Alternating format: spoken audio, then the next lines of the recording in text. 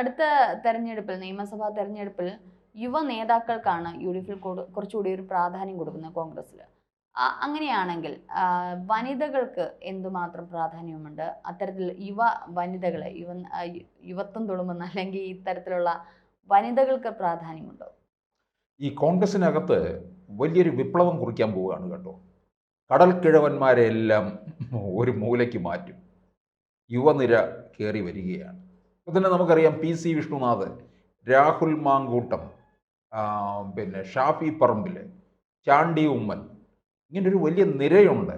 ആ യുവത്വത്തിൻ്റെ ഒരു നിര വരുമ്പോൾ ഉണ്ടല്ലോ, രാഷ്ട്രീയത്തിൻ്റെ ആ ഒരു ഫേസ് അങ്ങ് മാറുമെന്നുള്ളതാണ്. ജനങ്ങൾക്ക് പുതിയ വോട്ടർമാരുടെ എണ്ണം എപ്പോഴും കൂടുതലാണ്. അവർക്ക് വോട്ട് ചെയ്യാനുള്ള ഒരു ആവേശം കൂടി ഇതിനകത്ത് ഉണ്ടാകും. അത് കോൺഗ്രസ് ഇത്തരത്തിൽ പെട്ടെന്നൊരു പരീക്ഷണത്തിലേക്ക് കടക്കുമെന്ന് ഞാൻ കരുതിയില്ല. കാരണം സ്ഥാനം കിട്ടാതെ പാർട്ടി പോലും വിട്ടുപോയിട്ടുള്ളവർ കോൺഗ്രസ്സിലുണ്ട്.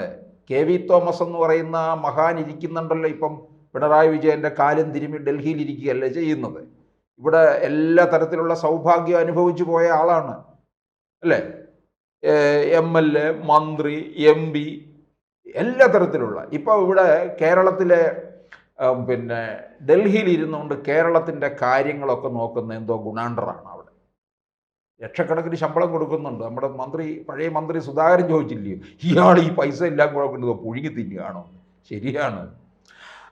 അപ്പോൾ അങ്ങനെ അവരുടെയൊക്കെ കാലം കഴിയുന്നുണ്ട്. അവരെ നിർത്തിക്കഴിഞ്ഞാൽ കോൺഗ്രസ് ഗുണം പിടിക്കില്ല എന്ന് ആർക്കൊക്കെയോ തോന്നി. അതിൻ്റെ അടിസ്ഥാനത്തിലാണ്.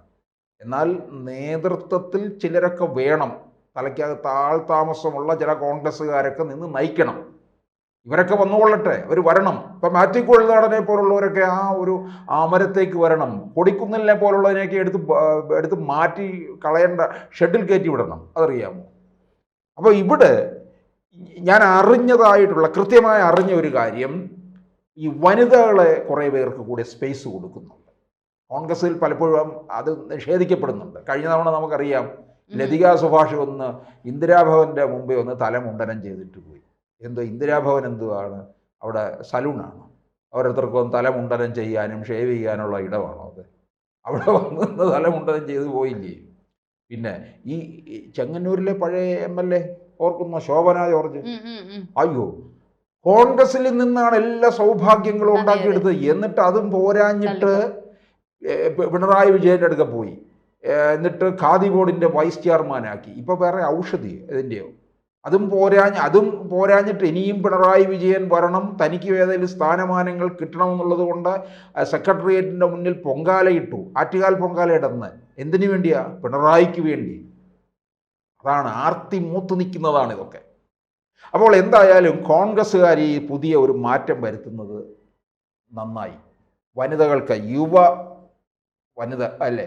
യുവതികൾക്ക് നേതൃത്വത്തിനും പരിഗണന കൊടുക്കുകയാണ്. അതിൽ ഒന്നാമത് പറയാം അച്ചൂമ്മൻ, ഉമ്മൻചാണ്ടിയുടെ ഞാൻ ചോദിക്കാൻ വന്നേ. കാരണം ചാണ്ടി ഉമ്മന്റെ ഒരു തെരഞ്ഞെടുപ്പ് സമയമായിട്ട് ബന്ധപ്പെട്ട് ഒരു പക്ഷെ അച്ചൂമ്മൻ വളരെ നന്നായിട്ട് സംസാരിക്കുകയും, ചാണ്ടി ഉമ്മനേക്കാളും ഒരു വലിയ കൂടി സംസാരിക്കാനും ഈ പറഞ്ഞ പ്രസംഗിക്കാനും ഒക്കെ അച്ചൂമ്മന് സാധിച്ചു. കുറച്ചുകൂടെ ജനങ്ങളുടെ ഇടയിലേക്ക് ഇറങ്ങിച്ചെല്ലാൻ സാധിച്ചു. ഒരു പക്ഷെ അവര് നിൽക്കാൻ സാധ്യതയുണ്ടോ? പുതുപ്പള്ളിയിൽ ഉപതെരഞ്ഞെടുപ്പ് വന്നപ്പോൾ 2 പേര് വന്നു. ഒന്ന് ചാണ്ടി ഉമ്മൻ, മറ്റൊന്ന് അച്ചൂമ്മൻ. 2 പേരും ഉമ്മൻചാണ്ടിയുടെ മക്കൾ. ഒരു മകളുകൂടി ഉണ്ട്, മറിയയ്ക്ക് പിന്നെ രാഷ്ട്രീയത്തിലൊന്നും അത്ര താല്പര്യമില്ല. മറിയ ജോലി ചെയ്യുന്നുണ്ട്. മറിയയ്ക്ക് സ്വല്പം ചാരിറ്റി പ്രവർത്തനങ്ങളും ഒക്കെ ആയിട്ട് നിൽക്കുകയാണ്.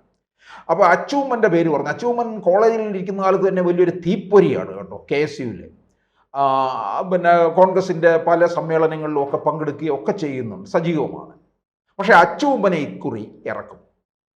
അന്ന് അച്ചൂമ്മൻ പുതുപ്പള്ളി നിന്നാലും ആര് നിന്നാലും, ഉമ്മൻചാണ്ടിയുടെ കുടുംബത്തിൽ നിന്ന് ആര് നിന്നാലും, എന്തായാലും ഉമ്മൻചാണ്ടിയുടെ കുടുംബത്തിനുള്ളതാണ് ആ മണ്ഡലം. വൻ ഭൂരിപക്ഷത്തിലല്ലേ ചാണ്ടി ഉമ്മൻ ജയിച്ചത്. അപ്പോൾ അച്ചൂമ്മനെ പത്തനംതിട്ട ജില്ലയിലെ കോൺഗ്രസിൻ്റെ ഒരു കുത്തക സീറ്റിൽ നിർത്തും. എന്നുവെച്ചാൽ വിജയം സേഫായിട്ടുള്ള ഇടത്ത്. കാരണം നിയമസഭയിൽ വേണം അച്ചൂമ്മൻ. ചാണ്ടി ഉമ്മനും വേണം, അച്ചൂമ്മനും വേണം. പത്തനംതിട്ട ജില്ലയിലെ ഒരെണ്ണം കൊടുക്കും.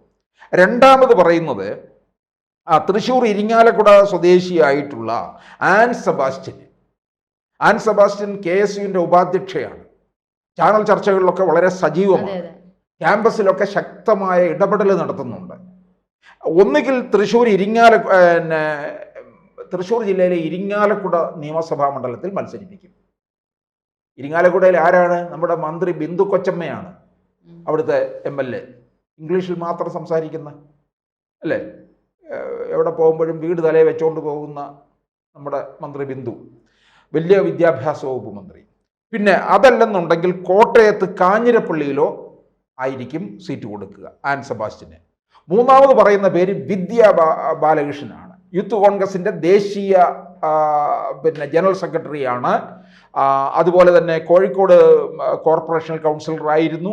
KC വേണുഗോപാലിൻ്റെ പിന്തുണയുണ്ട്. കോഴിക്കോട് ജില്ലയിലെ ഏതെങ്കിലും പ്രധാനപ്പെട്ട ഒരിടങ്ങളിൽ തന്നെ ബാലകൃഷ്ണനെ നിർത്തുകയും ചെയ്യും. നാലാമത്തെ പേര് ജ്യോതി വിജയകുമാർ. ഈ രാഹുൽ ഗാന്ധിയുടെയും പ്രിയങ്ക ഗാന്ധിയുടെയും ഒക്കെ പ്രസംഗം മലയാളത്തിലേക്ക് പരിഭാഷപ്പെടുത്തുന്നത് ജ്യോതി വിജയകുമാറാണ്. അത്തരത്തിൽ ജ്യോതി അറിയപ്പെടുന്ന ആളാണ്. സിവിൽ സർവീസുകാർക്കൊക്കെ കോച്ചിങ് ക്ലാസ് ഒക്കെ എടുക്കുന്ന ആണ് ജ്യോതി. ദൂരദർശനിലെ ഒരു ആങ്കർ കൂടിയാണ്. അപ്പോൾ ജ്യോതി വിജയകുമാർ ഒരു ഉപതെരഞ്ഞെടുപ്പിൽ അവിടെ പേര് വന്നതാണ് ചെങ്ങന്നൂരിൽ. അന്ന് വിജയകുമാറാണ് മത്സരിച്ചത്, ജ്യോതിയുടെ അച്ഛൻ. വിജയകുമാർ അയ്യപ്പ സേവാ സംഘത്തിൻ്റെ സജീവ പ്രവർത്തകനും ഒക്കെയാണ്, അതിൻ്റെ അമരക്കാരനാണ്.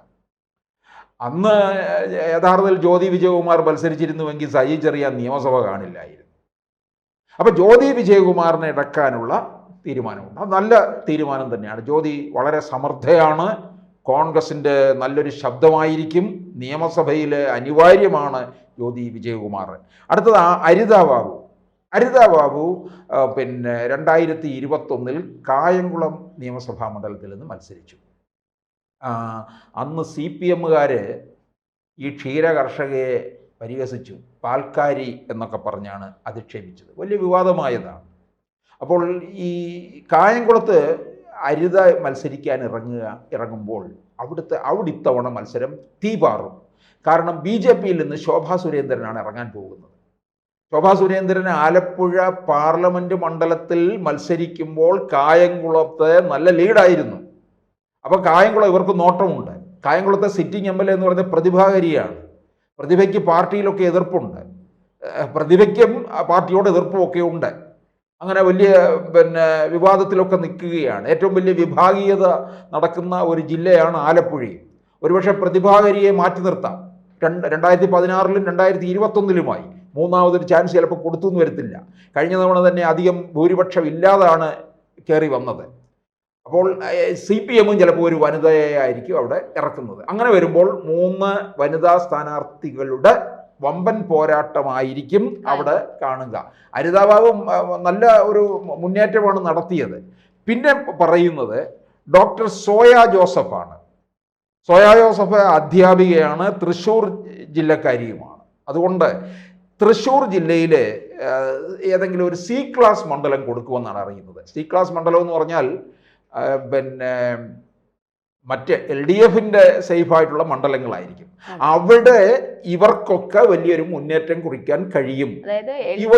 മുന്നേറ്റമുള്ള മണ്ഡലങ്ങളിൽ വനിതകളെ നിർത്തിക്കൊണ്ട്, എല്ലാവരെയും അല്ല, അവരെ നിർത്തിക്കൊണ്ട് അവരുടെ മണ്ഡലം പിടിച്ചെടുക്കാനുള്ള ഒരു ശ്രമം തന്നെ നടത്തും. എന്തെങ്കിലും ഒരു അട്ടിമറി ഉണ്ടായാൽ അത് വലിയൊരു നേട്ടം തന്നെയായിട്ടായിരിക്കും കാണുന്നത്. അപ്പോൾ അങ്ങനെ സോയ ജോസഫ് ഉൾപ്പെടെ 6 പേരാണ് ഇപ്പോൾ കോൺഗ്രസിൻ്റെ വനിതാ നിരയിൽ നിന്ന് വരിക.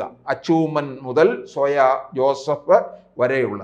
അതിൽ ഇപ്പോൾ അരിതാബാബുവാണ് മുൻപ് മത്സരിച്ചിട്ടുള്ള ഒരു സ്ഥാനാർത്ഥിയായിട്ട് നിന്നിട്ടുള്ളത്, അങ്ങനെ ഒരു പരിചയമുള്ളത്. ബാക്കി ആരും തന്നെ, പക്ഷേ എല്ലാവരും സജീവമായിട്ട് രംഗത്ത് നിൽക്കുന്നുണ്ട്, അച്ചൂമ്മൻ ഉൾപ്പെടെയുള്ളവർ. അച്ചൂമ്മനൊക്കെ യഥാർത്ഥത്തിൽ വരണം, അച്ചൂമ്മൻ്റെയൊക്കെ ശബ്ദം നിയമസഭയിൽ കേൾക്കണം. അതുകൊണ്ടാണ് പത്തനംതിട്ട ജില്ലയിലെ ഒരു കുത്തക സീറ്റിൽ തന്നെ കൊടുക്കുമെന്ന് പറഞ്ഞിരിക്കുന്നത്. അപ്പോൾ എന്തായാലും യുവനിരയൊക്കെ വരട്ടെ, കോൺഗ്രസ് നന്നാകട്ടെ കോൺഗ്രസ് നന്നാകണം എന്ന് പറയുമ്പോൾ രഞ്ജിനിക്കും അതിൻ്റെ ഒരു സന്തോഷം അങ്ങനെ നിറഞ്ഞു നിൽക്കുകയാണ്. 1000 സൂര്യൻ ഉദിച്ച പോലെയുണ്ട്, അല്ലേ?